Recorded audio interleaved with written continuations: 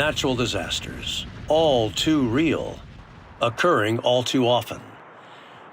Getting medical aid and services to those who need it the most as soon as possible is always the goal. LifeWave and its members have done their part, whether providing financial aid to relief agencies or patches for stress, pain, lack of sleep, more energy for victims and relief workers. But can we do more? David Schmidt, our founder, CEO, and inventor of LifeWave's amazing products and other technologies, has always been committed to doing what he can to help those in need, especially during natural disasters. You know, you think about the humanitarian efforts we've done over the last 10, 12, 15 years, really since you started LifeWave. You've always had a heart for whether it's called giving back or helping others or whatever, no matter the country, no matter the situation, these natural disasters that occur.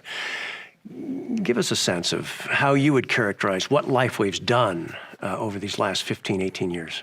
Yeah, Jim, I think it's good to start at the beginning. So when you're starting a company and you're thinking about taking a new technology, getting it off the ground, you're not really thinking about giving back, at that moment. You're focused on setting up your research studies, proving out what you have, setting up the manufacturing, looking at how to market, and you get really caught up in that and driving the market. And then all of a sudden, you find yourself in the position that we were in. Our first month of sales in business, we did $500,000 in sales. And our first year, we did $17 million in sales. So that was an extraordinary success out of the gate. And then what happened at the beginning of all this is that we did a conference in Las Vegas.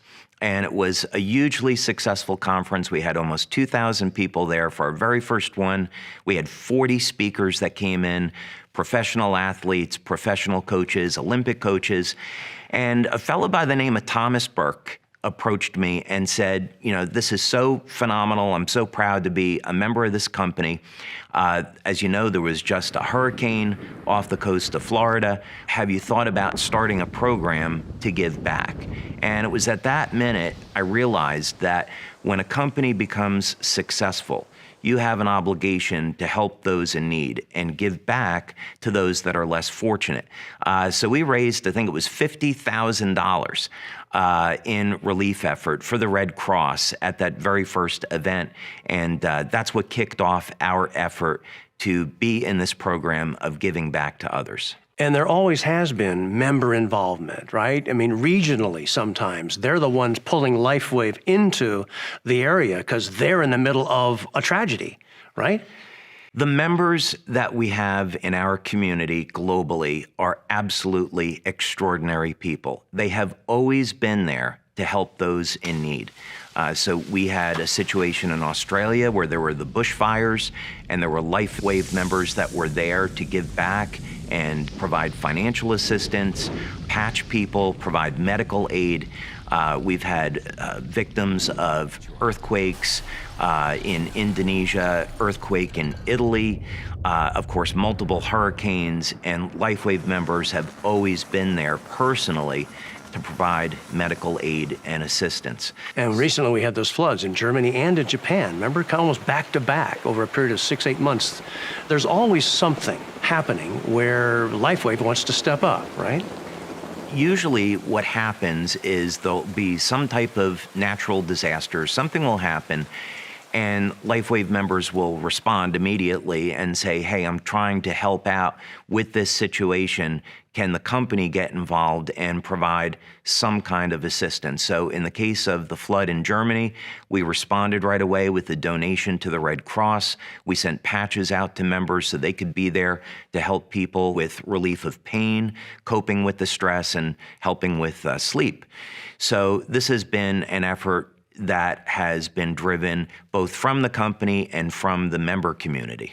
But you've mentioned from time to time some level of frustration that sometimes it takes weeks just because that's the way the administrative side of getting a check to somebody, or actually where do we send the patches and who's going to be there to take this whole dynamic of logistics and getting what you want to give into the theater where there's a problem.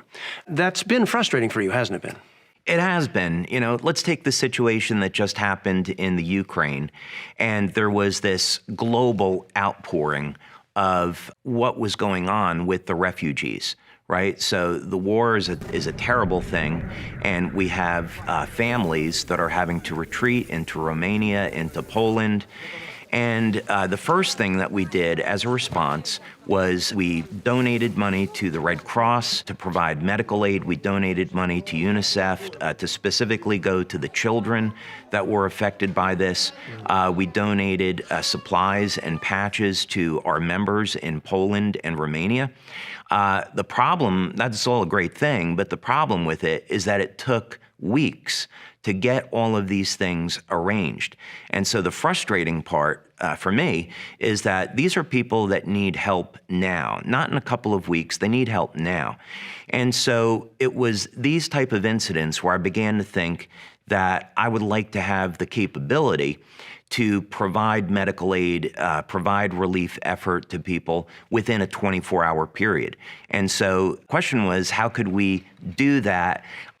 Could we apply some things that we do really well, like innovation and product development? Could we put those skills to use and develop a system where we could take matters into our own hand and within 24 hours provide the relief that people need?